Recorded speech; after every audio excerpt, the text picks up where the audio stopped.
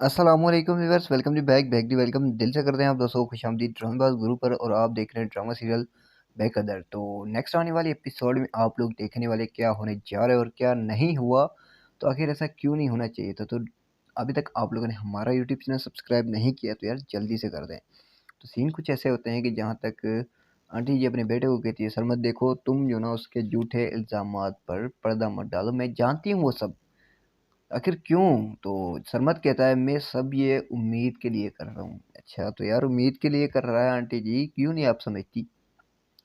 और इधर जो ना हमारा सरमत भाई आता है, देखता है मारो को, मारो बेचारी काफ़ी परेशान दिखाई गई है। तो बस अब सरमत का यही ख्याल है कि मैं जो ना मारो से शादी फिर से कर लूँ या नहीं। तो बस ड्रामा सीरियल बेकदर में मारो और सरमत मिल पाएंगे या नहीं।